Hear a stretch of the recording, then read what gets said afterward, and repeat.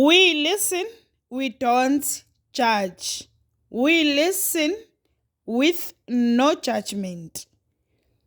Indaba ka-Anonymous osibhalele namhlanje ifundeka kanje. Nginengane nendoda kamngani wami. Ngakhuliswa ugogo ozala ubaba. Abazali bami bobabili sebandlula emhlabeni. Ugogo wangikhulisa kahle kakhulu. Kwathi lapho sengenza ugrade 8 ngathola umngani. Into eyangenza ngaba umngani nalentombazane ngathanda indlela aziphatha ngayo. Wayebonakala nje ukuthi uphuma ekhaya elinomthetho. Ngendlela ubungani bethu bebubuhle ngakhona, ngisho ezinye izingane bezisihalela. Besithandwa ngisho othisha ngoba besizimisela kakhulu ezifundweni zethu. Safunda ke sasiqeda isikole. Sawuphasa kahle kakhulu futhi no matric. Sahamba ke sayoqhubeka nezifundo zethu. Mina ngahamba ngayofunda ePretoria. Umngani yena wayofunda eJoburg. Ngicabanga ukuthi abaningi bayazi ukuthi iJoburg nePretoria akuqhelelananga kangako. So mina nomngani besibonana njalo ngama-weekend. Kanti futhi besikhuluma every day ngama-video calls. Kwathi nje lapho sesenza unyaka wesibili, umngani wathola isoka laseMozambique. Ngebhadi wamitha. Sinomngani sasithatha isinqumo sokuthi ngcono umngani asikhiphe lesisu ngoba phela bazothini emakhaya. Nangempela ngamphelezela ke umngani saya kwa-doctor. Kwaqhubeka nje isikhathi umngani naye soloku angafuni ukuhlukana nalomuntu wakhe. Waze waphinde wakhulelwa futhi. Saphinde sasikhipha naleso sisu. Okubuhlungu ke kuleso kugcina kwase kuwumuntu. Wayeseno 6 months. Lapho ke kwase kusele unyaka owodwa ukuthi siqede. Nangempela saqhubeka nje isikhathi sagraduate nomngani. Ngenhlanhla umngani nguye owathola kuqala umsebenzi. Mina cishe kwaphela u2 years ngihleli ekhaya. Nalapho futhi bengiza la kuhlala khona umngani ngizombona. Kwathi lapho ngelinye ilanga ngizovakashela yena umngani. Sadecide ukuthi siyodla e-restaurant. Sathi nje sisahleli lapho. Waqhamuka omunye ubhuti owafike washela umngani. Nangempela banikana amanamba. Bahlangana kanjalo ke nalendoda yakhe. Le esiwubaba wengane yami. Saqhubeka ke isikhathi nami ngagcina sengiwuthola umsebenzi. Nomngani wagcine eshada nalendoda. Kwathi lapho sekundlule iminyaka ewu2 waqala umngani waba nenkinga emshadweni wakhe ngoba engakhoni ukuthola abantwana. Khumbula lo muntu wakhipha izisu eziwu2. Kwabheda nje impela emshadweni wabo ngenxa yalento yokungatholi abantwana. Kwathi nje ngelinye ilanga ngizihambela emall. Ngahlangana nayo indoda kamngani wami. Sathi nje ukuxoxa into engatheni.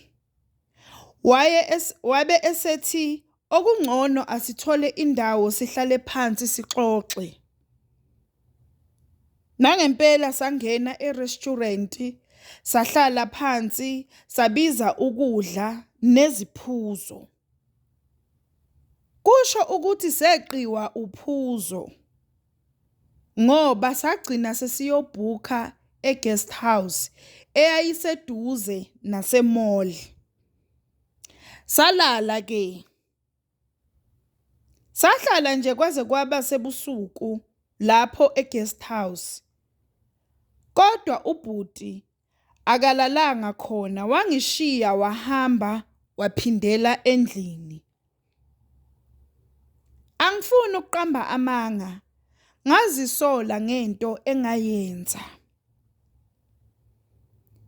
Kwathi nje emva kwenyanga ngathola ukuthi ngikhulelwe. Phela ngalela langa sinalo bhuti asizange sayisebenzisa i-protection ngendlela ebesidakwe ngakhona.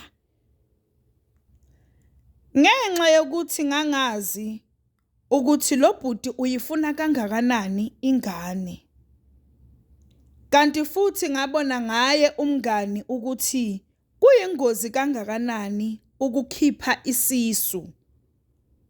So ngangingeke ngikwazi ukusikhipha lesisu. Ngathatha isinqumo sokuthi ngimazise ubhuti ukuthi ngikhulelwe. Into ayijabula yona kwakungathi ingane encane iphiwa uswidi. Ngabona ukuthi kungcono ngazise yena kuqala kunomngani. Ngoba phela ngangifuna ukubona noma ukuzwa yena kuqala ukuthi uzothini ngale ndaba njengobaba womntwana. Wathi nje angikhululeke uzosinakekela nengane. Okwamanje ucela sigcine kithi le ndaba.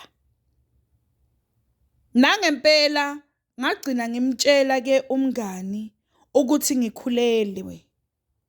Kodwa ngathi boyfriend yami le akayaziyo.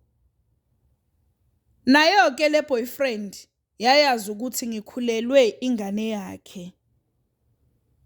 Kodwa nje wathi akakholwa yena uzobona ngengane. Mina ke sengikhuluma iqiniso, angikaze ngibe nenhlanhla yokuthola abantu ababhadlile ekhanda. Ngoba naleyo boyfriend yayinomama wengane, mina ngangiyi-side chick. Angifuni ukuqamba amanga, umngani wangijabulela kakhulu.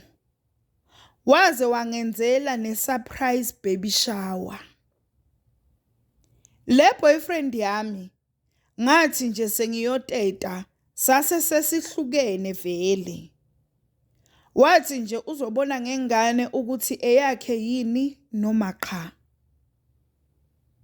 Ngapha indoda kamngani wami ibingenzela konke engikudingayo. Ngaze ngayoteta e-private hospital. Ngingasho nje ngithi ingane yami iyiqanda kubaba wayo. Ngapha umngani yena uhlezi engikhalela ngokuthi umshado wakhe uyaphela. Sakagijime zonke izinyanga, sakafile izimbiza. Kodwa lutho ukubamba. Ingane yami izobe yenza unyaka ngoSeptember. Lapho ifana nte noyise, futhi ingane yomfana. Nansi ke inkinga esengibhekane nayo ke manje. Indoda le seyifuna ukumlahla umngani wami. Ithi nje kukabili. Kumele ngidecide ukuthi ngiyavuma ukuthi ngibe umfazi wesibili noma iyamshiya umngani wami ithatha mina. Ngoba nje yona seyikhathele ukufihla inkosana yayo. Seyisikhathi sokuthi abantu bazi ukuthi unengane. Cha mina bandla angeke ngikwazi ukuba sesithenjini. Kanti futhi naye umngani angeke ayivume le. Khona ngiyazwelana naye umngani. Ikakhulukazi ngoba bese sifana nosisi ngendlela besizwana ngayo. Kodwa phela ayikho into engizoyenza. Mina sengiyizalele indoda. And futhi sengiyazifela ngayo. Ngicela amajaji angimele eceleni. Ngiyabonga ithuba kuwe sisi nakumphakathi waka We Listen, We Don't Judge. Sibonga nale platform sesiyakwazi ukuba anonymous. We listen, we don't judge. We listen with no judgment. Sacela usitshele ukuthi ucabangani ngendaba ka-anonymous osibhalele namhlanje lapha ku-comment section. Sacela ungakhohlwa ukulike, ushare, usubscribe. Please ungakhohlwa ukuthi ukusubscribe it's for free, awubhadali lutho, it's for free.